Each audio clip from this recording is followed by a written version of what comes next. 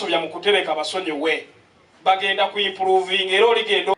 Minisita w'ebigombe by'abeeteriine Haruna Kyeyune Kasolo atangira orutayo yorwe omukyanga kya Bunyoro okwetegereza uko ebigombe by'emyoga biriyo nibitwazamu esente ezi gavumenti yabihiire kandi atandikire omu disitulikiti ya Kikuube. Aha shiringi biliyoni 1,200,000 ezahiirweyo SACCO zigariireyo miliyoni 300 zonka. Munofunye mu rediyo 2 nyina kuteekayo lisiti ezo babasome okuva ku makya bwe yalina mu puroguramu amala kusoma lisiti eyo mpaka kiro okumala emyezi emeka nga tubajjukiza gundi owegindi enamba y'essimu yeeno banna ab'emyoga bakujjukiza watwala ssente bweziti tonnaba kuzizzaayo zizzeeyo n'abalala bazikozesa awulidde ategeeze ku kino.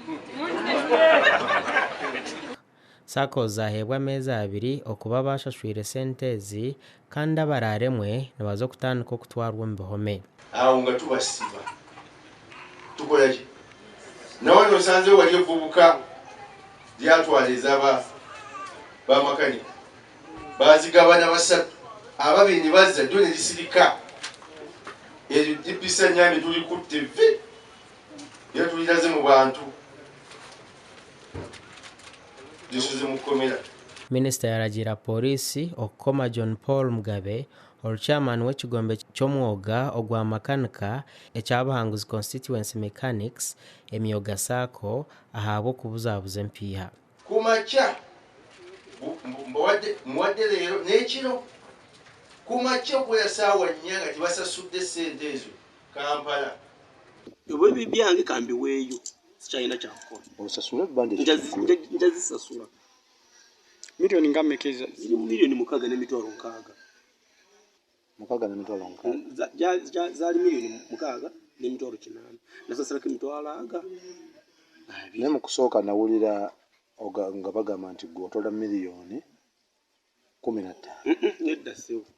Amlan Tumsime or RDC wa Kikuube hamwe na Peter Banura or chairman w'entebe ya katano habwa Kikuube bashaba abantu okushashura omu businge okweharemera abanamu. Nkimanya nti minisita agambire abantu abamu abantu abatakusasula list yabo tujagimuha bateeka rediyo babasuwazi ejo eri masitepu ezitukulenga okulora nti abantu basasula sente zino. Naming and shaming is one way, to be honest with you, because at times people mindset, there are communities where name and shame has not been there, but there are some communities where people are reluctant, people are stubborn, people have lost hope. Gasha kwa Ambrose Niwagaba Katoto.